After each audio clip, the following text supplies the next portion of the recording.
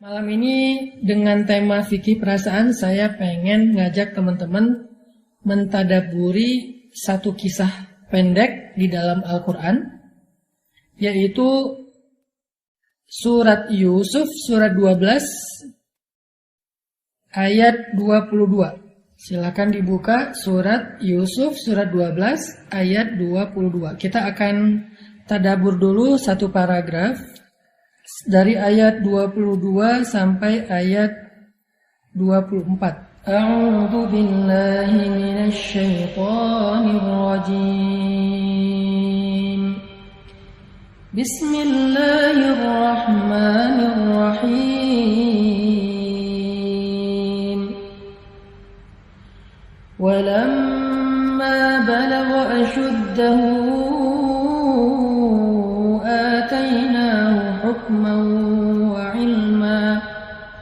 وكذلك نجزي المحسنين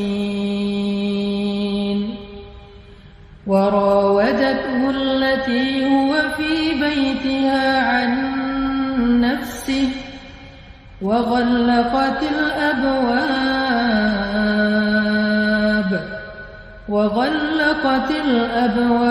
وقالت هيت لك قال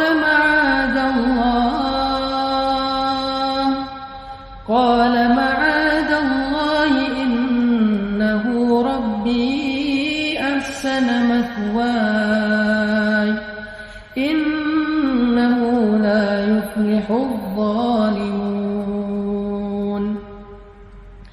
ولقد همت به وهم بها لولا أن رأى برهان ربه كذلك لنصرف عنه السوء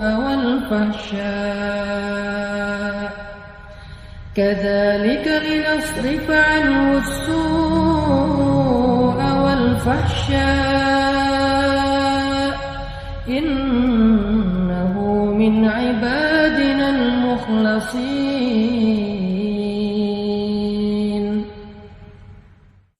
Dan ketika dia telah cukup dewasa, kami berikan kepadanya kekuasaan dan ilmu. Demikianlah kami memberi balasan kepada orang-orang yang berbuat baik. Dan perempuan yang Yusuf tinggal di rumahnya menggoda dirinya.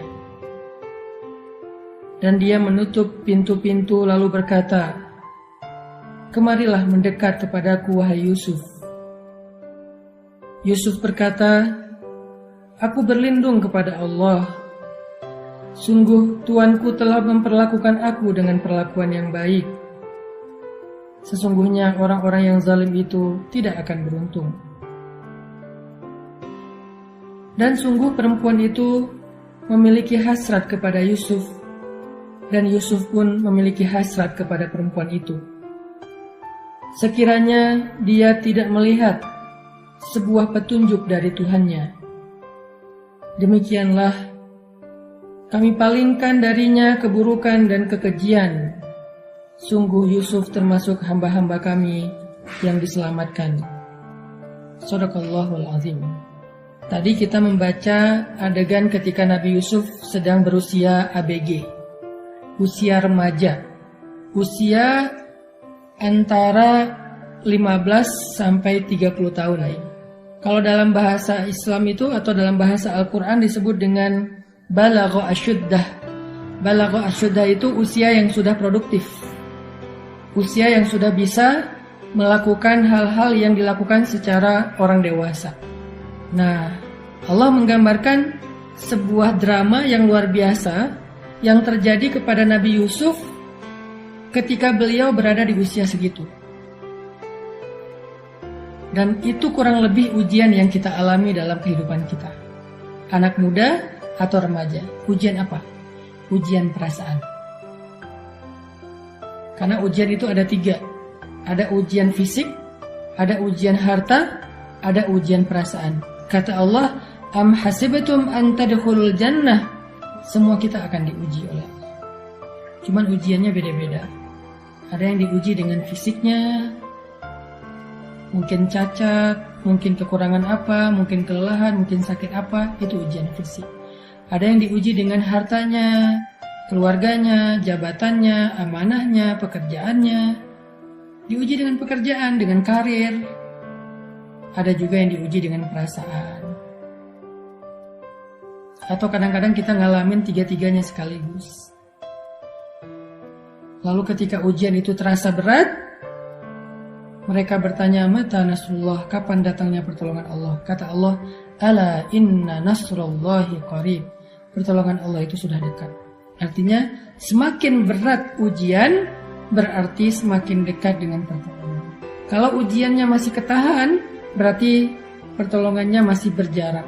Makin berat, makin dekat. Kalau udah gak ketahan lagi, berarti sebentar lagi akan datang pertolongan Allah Subhanahu wa Ta'ala. Nah, kali ini kita membahas kisah Nabi Yusuf alaihissalam yang diuji dengan ujian perasaan. Perasaan apa? Perasaan hasrat kepada lawan jenis. Siapa yang beliau hasrat kepadanya? Istri Al-Aziz. Seorang perempuan yang cantik, seorang perempuan yang menarik, seorang perempuan yang kaya raya, bisa dibilang dia itu adalah simbol perempuan cantiknya Mesir. Jadi simbol perempuan cantik di Mesir itu bukan Cleopatra, tapi yang paling cantik di Mesir itu adalah istri Al-Aziz. Saya nggak mau menyebutkan namanya karena memang namanya ini masih debatable di antara para ulama. Memang banyak yang bilang namanya Zulaikha, tapi Allahu a'lam. Yang jelas di dalam Al-Quran disebut sebagai istri Al-Aziz. Al-Aziz itu siapa? Seorang pejabat di Mesir yang terkenal. Ternyata Nabi Yusuf diam-diam punya perasaan, punya hasrat kepada seorang perempuan yang sebelumnya Nabi Yusuf gak punya hasrat. Ini jangan suudzon dulu sama Nabi Yusufnya ya, karena beliau seorang nabi, beliau seorang pemuda yang normal, pemuda yang baik, pemuda yang soleh. Kenapa tiba-tiba punya hasrat? Padahal sebelumnya Nabi Yusuf gak ada hasrat dan gak ada kepikiran macam-macam. Nabi Yusuf tahu itu istri orang, istri seorang laki-laki yang baik kepada beliau. Jadi gak ada perasaan apapun. Nabi Yusuf tiba-tiba punya hasrat gara-gara perempuan itu menggoda Nabi Yusuf. Coba bayangin teman-teman. Orang sekeren Nabi Yusuf, sesoleh Nabi Yusuf, seideal Nabi Yusuf, seterpilih Nabi Yusuf, sehanif selurus pikirannya Nabi Yusuf, ternyata ketika digoda oleh seorang perempuan, muncul juga perasaan itu di luar kendali beliau. Tapi hasratnya bukan hasrat macam-macam ya, sekedar hasrat bahwa ada rasa bahwa oh perempuan ini menarik, oh perempuan ini cantik. Cuma segitu aja, bukan hasrat yang berlebihan, enggak. Karena para nabi itu terpelihara dari dosa-dosa besar. Tapi perasaannya ada. Gara-gara apa? Gara-gara digodain sama perempuan tersebut. Mana ayatnya? Ayatnya di ayat 23. Warawadathu allati huwa fi baitiha. Rawadat.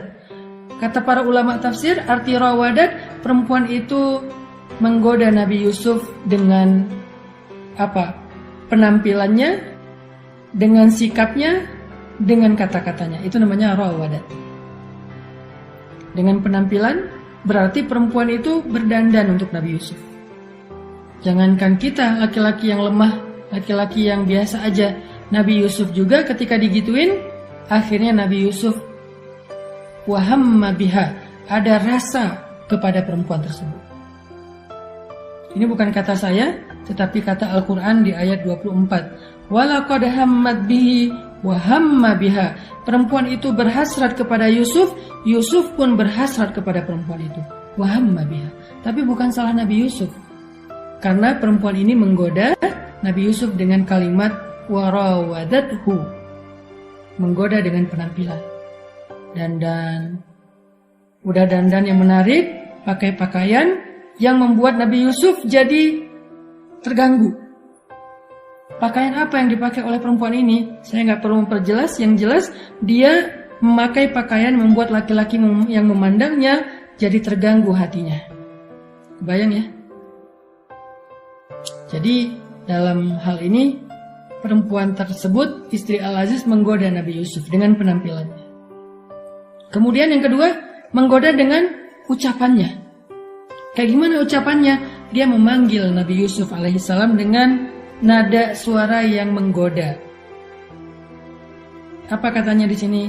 Hai talak, hai talak. Kalimat hai talak itu kalimat menggoda. Hai cowok ganteng kalau bahasa sekarang. Hai talak itu juga bisa berarti wow keren banget sih, hai talak. Hai talak itu juga bisa berarti kamu cakep deh, atau apapun lah bentuk-bentuk memuji, memancing dengan kata-kata yang membuat laki-laki itu jadi kayak ngerasa apa ya, dipuji, ngerasa besar kepala, ngerasa kayak nyaman gitu dengan kata-katanya dan nada suaranya. Sehingga Allah berfirman, wala takhda'na bil qaul. Janganlah kalian melembut-lembutkan suara ketika berbicara, wahai perempuan. Kenapa? Karena bisa mengganggu laki-laki yang mendengarnya. Kalau dasarnya udah lembut ya udah nggak apa-apa. Yang penting jangan dibuat-buat.